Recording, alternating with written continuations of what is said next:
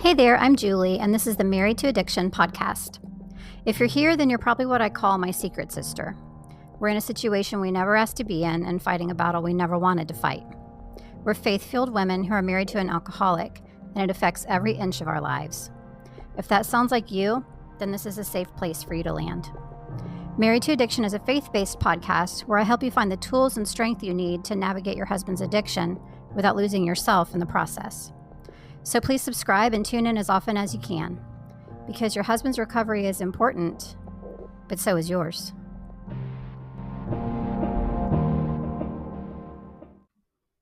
The Married to Addiction podcast is brought to you by the Secret Sister Circle.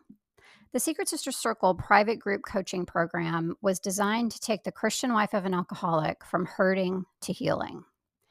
If your life feels unmanageable because of your husband's drinking, if you feel consumed by his addiction and you're constantly trying to figure out how to stop it, if you have let everything else in your life fall by the wayside, including yourself, then the SSC was created for you.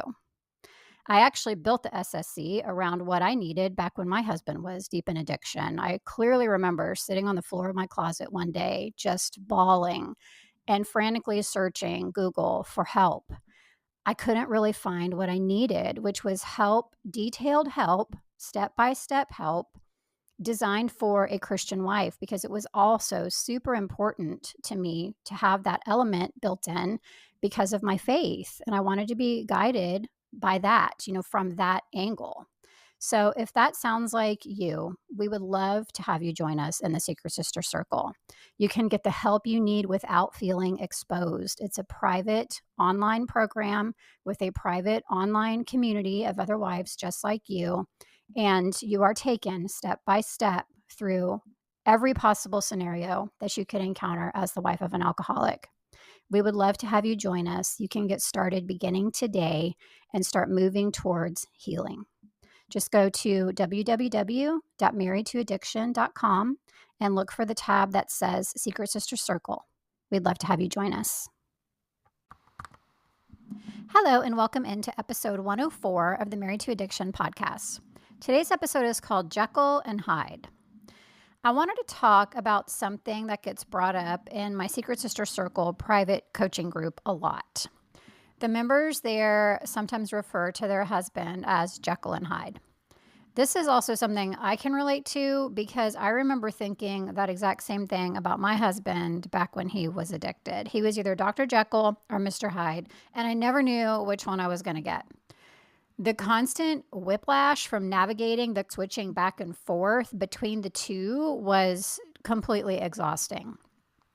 So today I want to talk about some practices that we can put into place for both of these versions of our husband so that we are not as bowled over by these changes.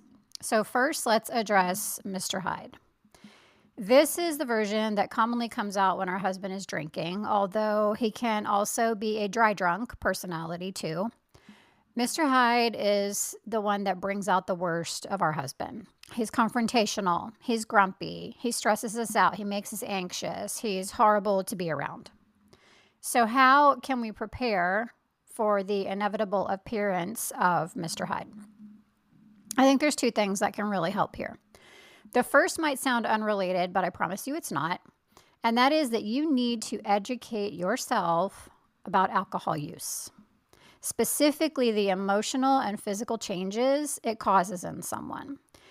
When our husband switches to Mr. Hyde, a lot of times we have a tendency to take it personally. Why is he so mad at me?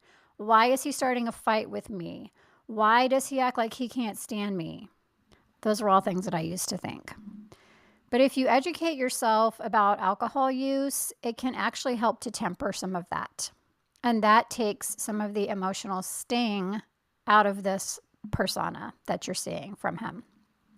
When we learn more about addiction, we can see things through the lens of the transformation that the alcohol causes. So think about this for a second. The drunk guy at the bar is belligerent with everyone. He wants to fight everyone, right?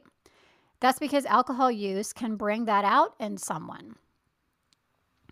abstaining from alcohol and abstaining from drinking can actually bring it out too if that person is addicted, because alcohol withdrawal is extremely uncomfortable for an addicted person, even when it's just short term. So if your husband also gets grumpy or acts like Mr. Hyde when he's not drinking and is, trying to cut back or whatever, that could be why. So I said it before, and I'll say it a million more times, that educating yourself about alcohol as the wife of an alcoholic is absolutely critical. So if you have not done any of that research on your own or any of that reading on your own, please do so. It can really make a huge difference. And if you need some places to start, we have a whole section on that in the Secret Sister Circle if that's something that you think could be helpful for you. The second thing that can help us when we are dealing with Mr. Hyde is to have some boundaries in place for when he appears. So regardless of the cause of this personality shift, you still need to protect yourself emotionally as best you can. And of course, boundaries are a great way to do that. Of course, if you need help with that, I have a resource for that as well. My Boundaries mini course actually walks you through creating and setting some healthy, effective boundaries of your own. It's on my website if you'd like to go find it, marriedtoaddiction.com. But boundaries can really, really, really make a huge difference because you will know beforehand what you plan to do when Mr. Hyde shows up. And so you'll have a plan. You'll already know, okay, well, he's probably going to be around tonight because I know my husband plans on drinking for the football game or whatever it is. So here's what I plan to do when that happens. Here's my boundary around X, Y, and Z. So those are really two great ways to deal with Mr. Hyde. Make sure that you are educated about why it's happening, and also make sure that you have a plan in place ahead of time for when it does happen. Now let's talk for a minute about Dr. Jekyll. So this seems like the easier of the two to deal with, right? Because he's the nicer one, but that's not always the case. Because, and I remember this so clearly, when Dr. Jekyll appears, we see glimpses of the man we love. We see glimpses of the husband we miss. He acts normal, quote unquote. He acts loving. He acts like he likes us. He acts like we wish he would always act, right? And this can actually be extra hard for a few reasons because it reminds me of what we're missing. Or it reminds you of what you're missing. It reminded me of what I was missing too. The feelings around that are actually rooted in grief, which is a whole other subject. A lot of times when women in my private group coaching program go through our lesson on grief, they are pretty surprised because they did not recognize that so much of what they were carrying around and feeling was rooted in grief. That's not really something that we readily equate with these feelings that we have towards our alcoholic husband. And when we are experiencing the man that we remember when he's sober, when Dr. Jekyll is around, and he acts like the man that we fell in love with and the man that we married, it can really feel difficult. And instead of just being able to enjoy that, we start feeling those emotions that, again, are rooted in grief, and we just feel the sadness around it, which can be really, really hard. The second reason that it can be extra hard when Dr. Jekyll comes around is that it actually can also make us angry because maybe we just had a big fight the night before, or maybe he was acting a fool and we felt like we needed to say something about it. And then all of a sudden the next day, Dr. Jekyll's back and he's, happy-go-lucky and acting like our normal husband. And we're thinking to ourselves, how dare you act like everything is fine? How dare you try to do something nice for me when I'm still mad about last night? Does any of that sound familiar? That was me. 100%. I wasn't happy when he was Dr. Jekyll, and I wasn't happy when he was Mr. Hyde. I just wasn't happy. Period. So dealing with Dr. Jekyll, just like with Mr. Hyde, when we're trying to learn more about where some of those behaviors are coming from, this also requires a mindset shift. Again, education can be incredibly helpful here as well. But I also encourage you to go to the episode that I recorded. I don't remember the number right off, but the episode called Apologies and I Love Yous. After you finish listening to this episode, actually, if you have not heard that one or if you have not heard that recently, I want you to go listen to that if what I'm talking about today is resonating with you, because that episode is basically about how to best deal with Dr. Jekyll behaviors.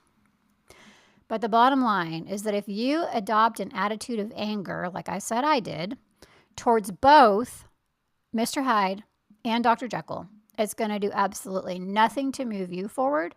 It's going to do absolutely nothing to move your husband forward. But what it will do is continue to keep you stuck in a cycle of resentment, anger, bitterness, all of those things that we carry around, none of which are from God. This can be a really difficult transition, though.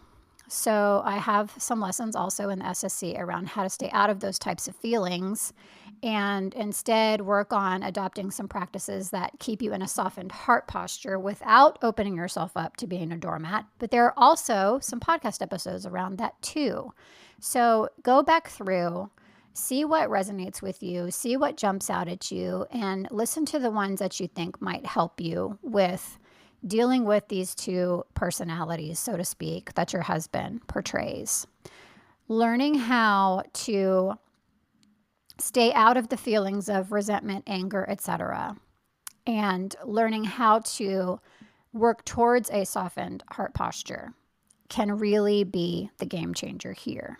It is a tricky line to walk sometimes, but I promise you it is not impossible. And when we can find that balance between being well prepared for Mr. Hyde, because we need to be, right, and not shutting out Dr. Jekyll, it can be really powerful. It can be really powerful for both us and for our husbands. So I hope that's been helpful for you. As always, thank you so much for listening, and I'll see you next time.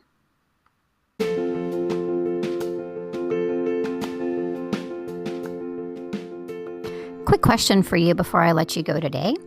Have you been to the Married to Addiction website?